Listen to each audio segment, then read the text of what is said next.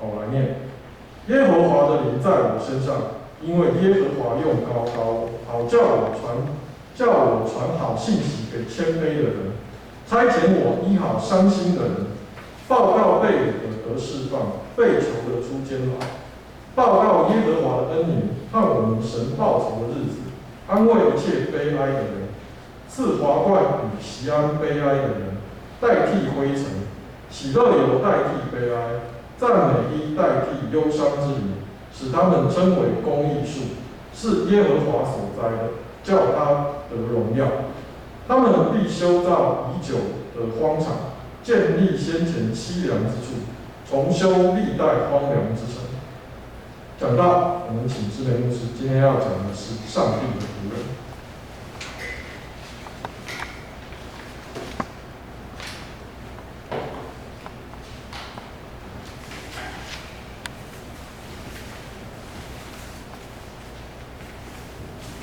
好，各位弟兄姐妹，大家平安。平安。2020年是一个非常不安定的一年，我们每一个人都非常有感。经过从年初新冠肺炎的冲击，不管是医疗、观光、餐饮，还有航空，就是交通运输，甚至于现在也影响到外籍移工，因为外籍移工没办法进来，我们很多长照社服团体他们就有很大的人力的一个缺口在那里，所以呢，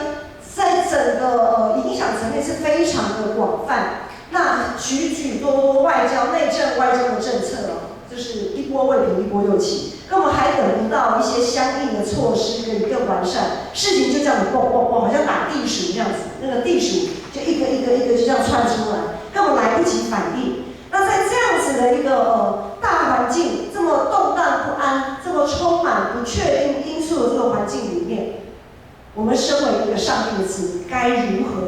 该如何在这个时代宣告喜乐？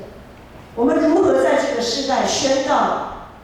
大家可以得救赎的这个喜乐？先知以赛亚的那个时代，我们读经进度其实是以斯帖记，但是特别在今天这个主日，他特别安排了以赛亚书，就是我们今天读的这段经文。先知以赛亚的那个时代也是一个动荡的时代，从经济民生的贫富差距扩大，到司法不公、道德败坏、信仰松散，也是一个内忧外患不断发生、不断增加的一个时代。在那样子的环境里，以赛亚被呼召。以赛亚书第6章那里有一句非常经典的以赛亚书：“我在这里，请差遣我。”他也是在一个他说他自己是在一个非常不洁、不干净、充满罪恶的人当中，他被上帝呼召，被上帝拣选。一开始他也是非常的惊慌失措，他说：“我这样子的一个人，我能替上帝做什么呢？”但是他义无反顾地回应了上帝的呼召，他说：“主，我在这里，请差遣我。”上帝透过先知以赛亚向他的百姓，在那个时代向他的百姓喊话，试图给当时的信仰群体一个盼望、一个方向。只要方向对了，不管过程如何的崎岖就是弯来弯去，总是会走到终点。但是我们在读圣经也知道，当以赛亚这样子预言之后，他试图给这个信仰群体一个方向之后，国家仍然走向灭亡。国家仍然灭亡了。我们之前读，从列王记到历代志，然后到以斯拉、尼希米，我们知道国家灭亡了，然后他们被掳之后归回，因着上帝的应许、上帝的信实与怜悯，这一群被掳的人回到耶路撒冷，重建圣殿，恢复敬拜。但是，在以斯拉记、尼希米记，好不容易大家非常开心的恢复圣殿敬拜之后，其实，在接续后面的几个世纪，这群信仰的子民同样的错误仍然不断的在发生。我们的圣经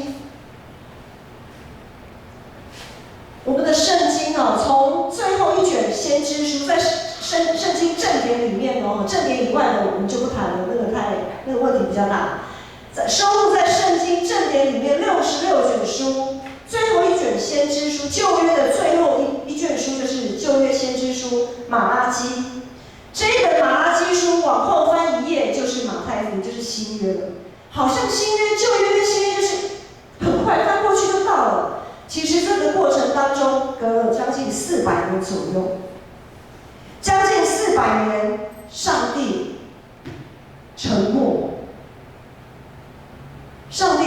人类反反复复、不断反复出现的罪恶，他选择沉默。就好像我们最近在读的《以斯帖记》，《以斯帖记》也是在整本圣经里面完全没有出现上帝字眼的书卷。在《以斯帖记》里面没有上帝，我们看不见上帝，甚至在《以斯帖记》没有祷告。为什么上帝选择沉默呢？好像上帝这样子看起来，好像上帝选择放弃、离弃他的子民，放牛吃草，随便啦，你们爱怎么样就怎么样了，反正我再怎么讲你们也听不进去。每一颗种子都是落在路边的那个硬石头地上，或者是荆棘丛里，那些种子都是没有办法落在好土里。好像看起来好像是非常沉默、悲哀，非常静悄悄，上帝完全没有声音的那样的日子里，仍有许多上帝的仆人忠于自己的职责。仍然有许多敬虔的人，在那个黑暗的时代，仍然耐心等候，仍然心存盼望。先知是上帝拣选使用的人，是一个仆人的角色。仆人其实对我们现在21世纪的人来讲是非常难以想象的角色，因为我们允许我们有自己的主张，我们允许像在牧师的那个年代，可能在更早一点了，这样讲很少，有点年纪有点大。反正就是有一句台语叫做意思就是说，大人在讲话，小孩子都不能出声啊，小孩子就颠的丢啊。大人在讲话嘛，可能让我们小孩子发表什么意见，但是现在不是，我们可以随时主张自己的想法跟看法，在任何情况下，我们都可以按着自己的心意投下反对票。可是我们知道，只有忠心的仆人才能完成主人的托付，也就是只有忠心的上帝的仆人才能完成上帝所托付的计划。我们来看今天的经文，我们请宇轩放到经文看，先看第1节。在这个经文里面，我们来搜寻一些词。我们有没有看到贫穷？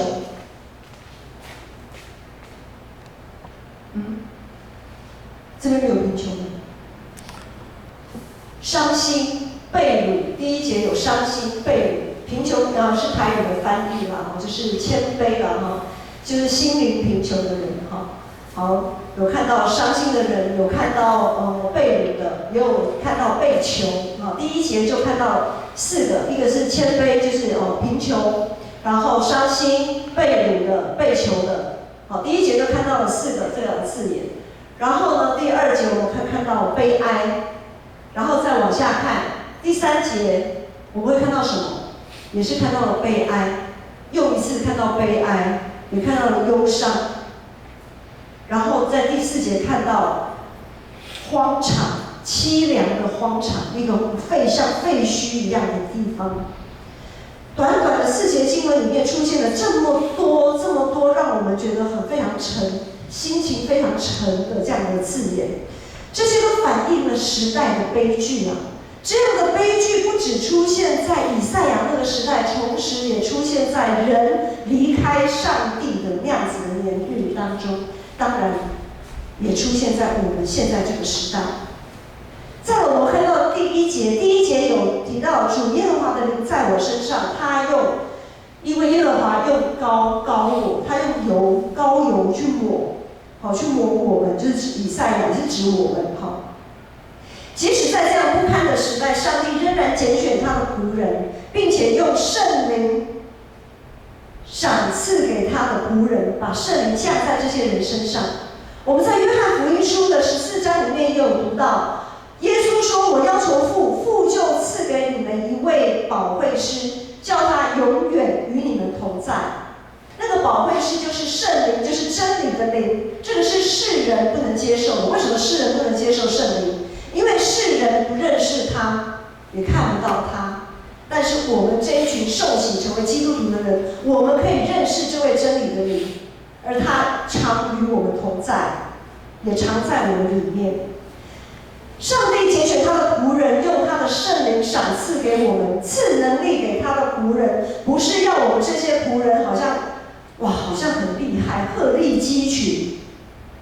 在人之上，不是的。上帝的仆人被呼召，圣灵浇灌在仆人的身上，目的只有一个，就是要安慰、释放、医治别人，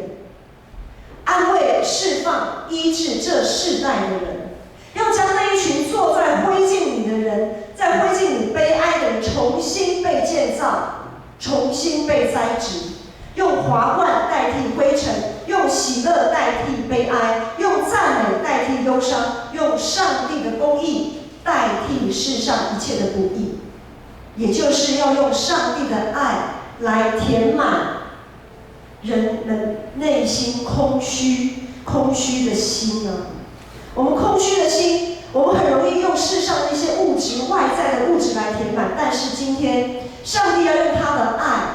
要用他的全能来取代这一些虚无的东西，填满内住在我们每一个人的生命当中。150年前，马偕宣教来台湾宣教，当时对台湾当时而言，马偕的宣教在教育上、在教育领域、在医疗领域都算是个领头羊的角色。借着马偕的宣教，很多的学校被创办，很多的医院，我们很熟悉的就是马偕医院。好，当时马偕医院还有其他一些医疗机构都纷纷的被兴起。曾几何时，我们的基督徒好像不再引领这个世代。曾几何时，我们基督徒好像是被这个时代拖着走的，然后试图要在这个世代找出一条活路。我们基督徒为什么会突然变成这个样子？特别今年因着疫情的关系，很多教会被迫使用网络直播来做礼拜。很多人因为疫情的关系，不得不限制在家里，不能出门。好，然后也有一些特别像国外，台湾已经那个时候有超过100人以上聚会的，就是只要超过100个人以上的那个集会场所就是被限制的，所以县城还好，我们可以分2堂。好，可是像有一些教会，他们已经超过100人以上，他们的聚会就实体礼拜就被暂停，被迫暂停这样子。一场礼拜，实体礼拜，网络礼拜，网络直播的礼拜叫做礼拜吗？我不晓得大家有没有想过这个问题。网络直播的礼拜到底能不能称为是一场礼拜？一场礼拜不只是人来到上帝的面前唱诗歌、听讲道，一场礼拜不只是这样子用这样子的方式来敬拜上帝，更是要在人与人当中寻求和解、共好，也就是为着一个共同的使命，大家在这个使命上努力，让自己、让每一个人都可以有相同相应的生命的能量，来一起为这个使命共同来努力，恢复连于元首基督一个肢体的关系。这样子的关系，这样子的连结于元首基督是没有办法用网络礼拜来取代的。网络直播的礼拜会让我们陷入在一个危险，就是会在虚拟跟现实真实当中产生一种错觉。如果我们太习惯于或者是太安于网络直播的礼拜，我们会失去辨别的敏锐度，因为网络直播礼拜容易让我们自己成为礼拜的主体。可是我们要知道，上帝才是礼拜的主体。可是当我们安于网络礼拜，我们就不用特别为了上帝还要起得早，还要梳洗干嘛的，还要这样舟车劳顿的来到礼拜堂。我不晓得在之前被迫只能看直播的弟兄姐妹，或者网络礼拜那个时候大概应该在3到5月3月、4月、5月那个时候是最盛行的时候。会不会有些弟兄觉得，网络礼拜还不错呢，不用这么麻烦，我就只要在家里手机打开，网络打开，我就 OK， 我就算做礼拜啦，我以得到你自己心里好像还蛮安心的这样子。网络礼拜会让我们容易丢失成为一个仆人的角色，上帝成为了配角，肢体成为可有可无的存在，我们就慢慢会变成一个虚拟的基督徒。实体礼拜的重要是在于我们可以成为一个真正的仆人啊，而不是虚拟的仆人。旧约时代在人类历史当中已经证实，上帝的话，我们读旧约的圣经，除了创世纪前面以外，我们这已经证实了上帝的话没有办法冲破人性的黑暗。这并不是说上帝的话失去他的权利，上帝在创世之初，他的话语大有能力。可是当人类开始繁衍拓展，人类的罪性开始不断的扩张的时候，我们人没有办法去分辨真假，我们没有办法去分辨上帝的话。比如说以先知时代来讲，一个上帝的先知说一句，假先知可以说10句，然后那个时代的人就搞不清楚到底哪一个才是上帝说的，哪一个才不是上帝的心意，搞不清楚了。上帝的话语在人性的黑暗当中被淹没，所以上帝沉默400年。从旧约到新约，在正典里面，上帝沉默400年，4个世纪。于是耶稣他宁愿选择，他舍弃三一上帝尊贵荣耀的身份，道成肉身，住在我们当中，参与在我们的生活里面。他与哀伤的人同哀伤。耶稣将上帝的道，将上帝的话活生生的展现给世人看。他没有将自己隔离在成熟之外，他没有把自己隔离在，我们现在讲好了，他没有把我们这边当作虚拟实境，然后自己在一个安全的真空状态里面。在这个世上，到处都是被环境逼得成为那贫穷哀伤的人，到处都是心灵忧伤荒凉如同灰烬的人。如果礼拜只剩下网络直播，如果礼拜只是为了求自己心安，我们如何实际去拥抱那些哀伤的人？我们如何实际去扶持那些软弱的人？而那些生命只剩下坐在灰烬里默默无声，已经说不出任何话的人，他们又如何能够感受到自己仍然是被关心、被记得？他们又怎么来认为自己仍然是有价值的那个人呢？没有行为的信心是死的，没有爱心的律法主义更是置人于死。耶稣来到这个世上，是要人可以真实的经历他，并且借着他来明白上帝的心意。旧约律法书里面讲，不可沾染不洁净的人，但是耶稣他却伸手摸了长满大麻风的人，去医治他们。在旧约律法里面，这些法利赛人他们所诠释的律法当中说，安息日只能敬拜，只能敬拜哦，其他什么事连开个灯都不可以哦，更不要说生火烧柴生火煮饭吃是不行的。安息日就是只能敬拜。好，但是耶稣怎么做呢？耶稣在安息日医病赶鬼。在当时或许会有人说：“耶稣你犯规了，在安息日只能敬拜上帝，你怎么可以分心呢？你怎么没有专注的敬拜上帝呢？”耶稣为了什么？耶稣他成了那个道成了肉身的那个肉身，他将上帝的道成为他肉身，住在人群里面，是为了怜悯，为了爱。他让世人知道上帝的话，上帝的心意，是为了怜悯，是为了爱，是为了与那些悲哀、忧伤、几乎要被遗忘的人同在。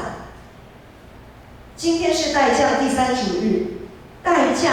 顾名思义就是期待耶稣的降生。在旧约时代的后期，那动荡的年代，他们期待先知以赛亚口中那位救赎主弥赛亚的降临。弥赛亚耶稣果然降临了，在2000多年前，耶稣果然降临了。我们也确实在耶稣的身上看见上帝的工作。可是这个上帝的工作，从我们基督徒接棒以来，我们正在努力的做，但是还没有完全，还没有完成。上帝的救赎因着耶稣从以色列扩展到全人类，我们也因着耶稣可以称为上帝的儿女。对于同样身处在这么多充满变数的时代的我们，如今我们期盼什么？我们期盼基督再临啊！所以每年的代降节，每年的圣诞节，其实它是有双重意义的。一个是感谢纪念耶稣在2000多年前他的降生，带给全人类的救赎的盼望。第二重意义就是期待已经复活的基督，他可以再临。因为当基督再临的时候，这世上一切的不公不义将会永远被更新，永远被取代。今天经文里有一个极为关键的词，在应该在第3节那里，61章第3节，代替。四皇冠与西安悲哀的人代替灰尘，喜乐油代替悲哀，赞美衣代替忧伤之灵。代替一位圣洁的圣子上帝，愿意成为肉身，成为仆人的形象，进到充满私心欲望、充满忧伤悲哀的人群里。他愿意将世人所犯所有的罪，通通揽在自己身上带走。通常我不晓得你们家里，我们都有大扫除嘛，在家里年轻人会帮忙打扫的，应该也是有吧哈。好，我现在想问大家一个问题，在家里通常我们会用全新的家里有时候脏污的地方都有分等级，有些地方不怎么脏，有些地方很脏，好，你会用全新的抹布去擦那个很脏的地方的，请举手。不管是不是你啦，可能你观察你的父母啊或什么的，你会用全新的抹布去擦比较不脏的地方，还是比较脏的地方？会擦比较脏的地方，请举手。用全新的抹布去擦那个很脏的地方，好，手放下，还是有人啊哈。通常一般而言，我们都会用，像牧师家是这样子啊，我们都会用那个快要被淘汰的抹布去擦那个最脏的地方，就想反正抹布都要丢掉了嘛，我就擦一擦，那么脏啊，那个灰尘一裹起来啊，就给它直接丢掉了，刚刚好。然后拿全新干净的抹布就不太舍得用，对不对？然后就去擦那些擦桌子啊、椅子啊这种轻灰尘的地方啊，冲洗很方便，很利落。耶稣他愿意为了天父上帝成为一条全新的抹布，然后用在最脏的地方。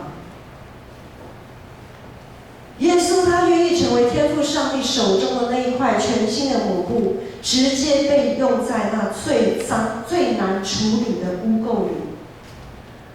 我们是不是愿意像耶稣一样，成为那一条会被人嫌弃的抹布？我们今天下午要去报佳音，很多时候有些弟兄姐妹会跟牧师讲说：“哎，报佳音就拍谁？就是有的时候我们发单张给人嘛，可是人家拒绝的时候就会觉得哎呦好丢脸哦，或者是被人家嫌弃的时候，或者人家拿了以后就把你那个单张就丢在地下，然后任意踩，我们心里就会很痛，我们就会觉得怎么会这样子？我的好意。”偶尔我们要来尝尝这种被拒绝、被嫌弃的滋味，因为耶稣在那个时代就是这样被嫌弃、被厌恶的。所有上帝的先知在他们的时代，几乎都被人这样子的嫌弃、厌恶。我们还好没有被吐口水，我们还不至于被吐口水。有人报佳音的时候被人吐过口水吗？没有啦，大家有基本的生活国民礼仪，还不至于被吐口水。一位真正的仆人就要立志成为天父上帝手中那块抹布。我们知道抹布用了以后它会脏，甚至于它也会惹人嫌，然后呢，因为它脏污了嘛，就会看不清它原本的那个样貌。但即使如此，也确实实实在在的参与了天父上帝的工作里。他洁净，他擦拭了灰尘，拥抱悲哀，愿意将所有的污垢带走。我们每一个人都有不同的呼召，有的人的呼召是来擦灰尘的，有的人的呼召是来处理很难处理的油垢的，甚至于我要说，有些很多先知，历代很多先知，还有很多许多的信仰前辈，他们受呼召就是成为了处理完以后就被丢弃的殉道者。上帝使用他的仆人，是为了要让这世上的忧伤替换成喜乐。上帝用他的仆人，要将世人的绝望替换成盼望。我们是因此被召成为上帝的仆人，成为一位实实在在的基督徒，而不是虚拟的基督徒。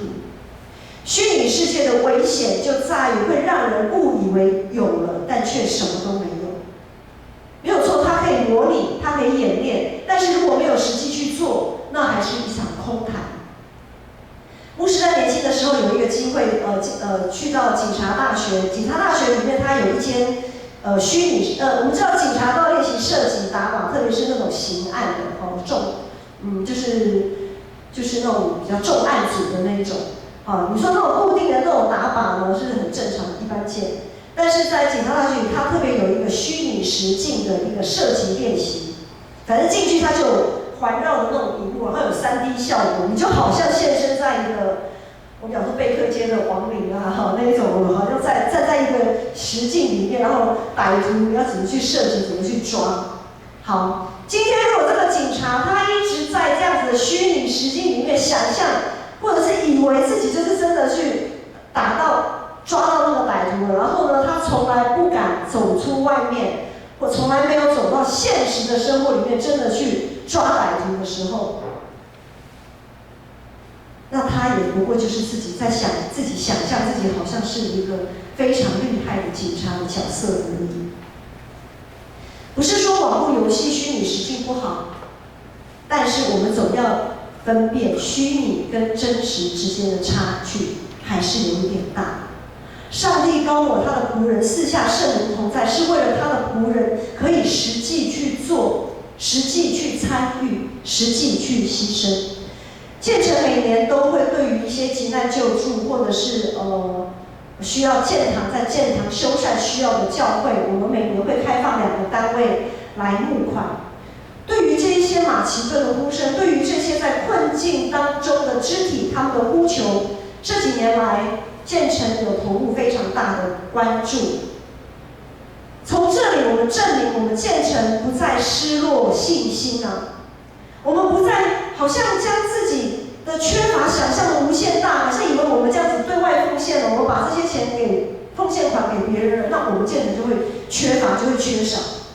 不会，我们不再失落信心，我们也不再失落爱心，自我安慰的认为说反正我们建成不帮助他，他也一样会找其他的出路，一样会有其他的单位会帮助他，所以我们就自我安慰，躲在自己的虚拟世界里面好，没关系啦，没关系啦，反正他们上帝会祝福他们。我们不再困在自己的虚拟世界里面，我们不再是那个虚拟的基督徒，而是实际参与在上帝国度需要的基督徒。弟兄姐妹，我们所做的这一切宣告了耶和华的喜年啊！我们所做的这一切就是在宣告耶和华的恩年，在耶和华的恩年经由我们的行动，帮助了我们的肢体可以尽快摆脱他们的负债。我们所做的这一切，可以帮助我们的肢体被捆绑的肢体可以尽快得到自由，让施与受的2方都可以经历上帝的信实。我们所做的这一切，实现了上帝国的公义。我们不是那种贫富差距，我们不会把贫富差距越拉越大，而是拿我们的富足去帮助别人的不足，实践了上帝国的公义。当我们乐于分享数。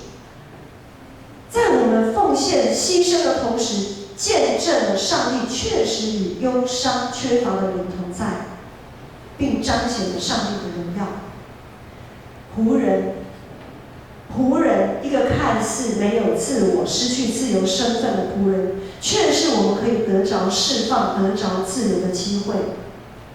当我们学习耶稣，成为那仆人的角色，我们就不会再被自己的疾病捆绑，寸步难行，反而可以成为别人的安慰与帮助。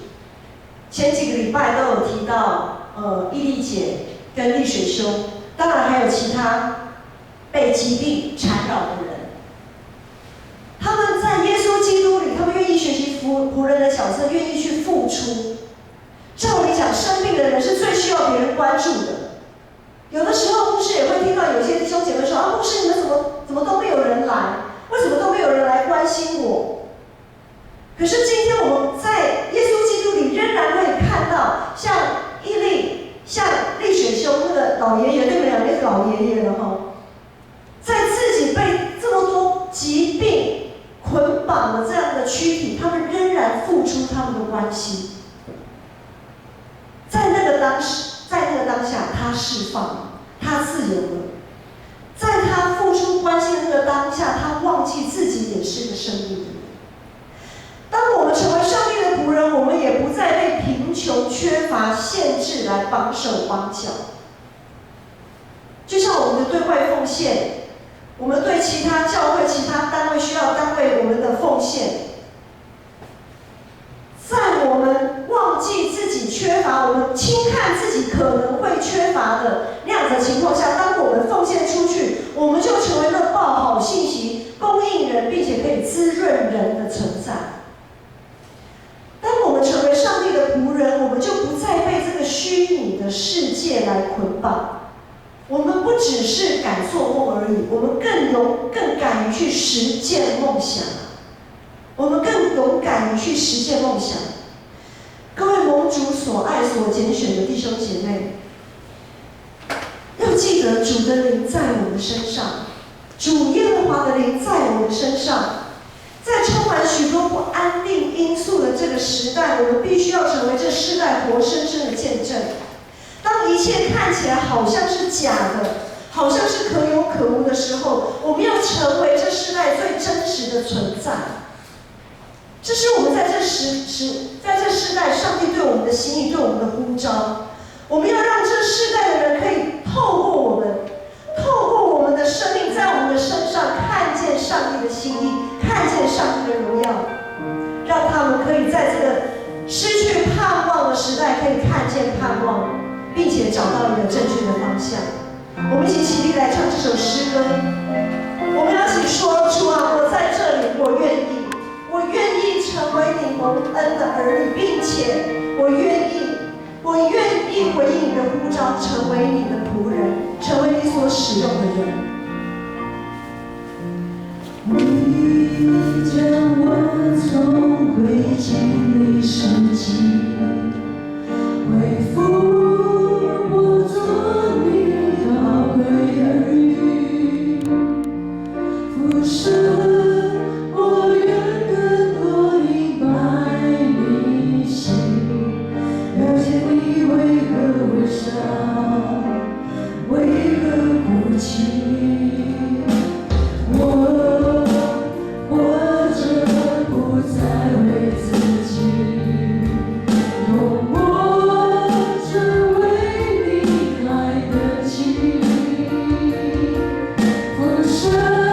我愿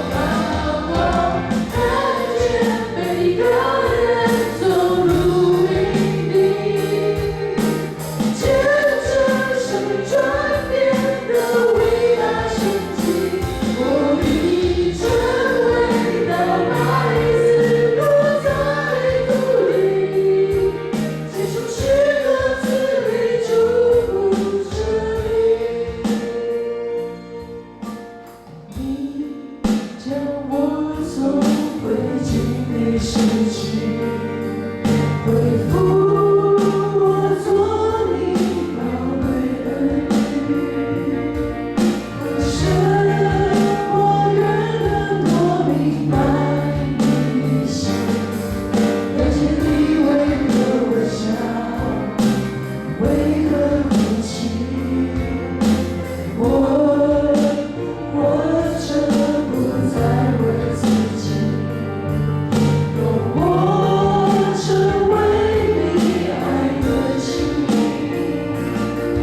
不是我愿与你同行同行，陪你一起微笑，一同流泪哭泣。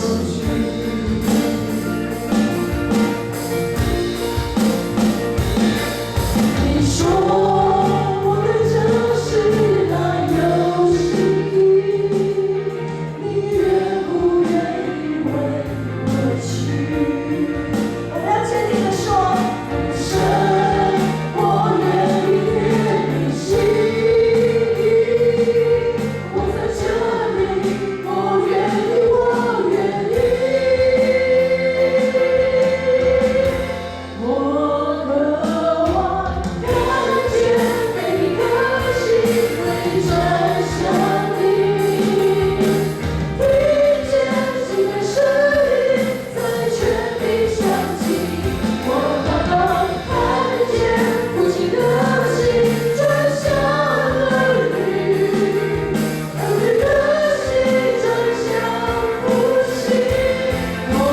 渴望看见每个人走入营地，见证生命转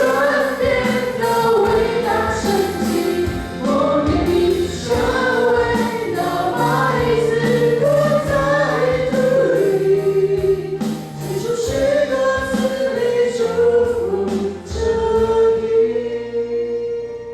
亲爱的父神，我真是感谢你，感谢你把我们从灰烬里拾起，恢复我们成为你宝贵的儿女。是的，主，我们要在这个混乱、黑暗的世代，主，我们要在你面前，再一次的立定心志，回应主你的呼召。我们愿与你同心同行。主，我们渴望看见每一颗心回转向你。我们也愿意成为那麦子落在土里，结出许多子粒，成为这地的祝福。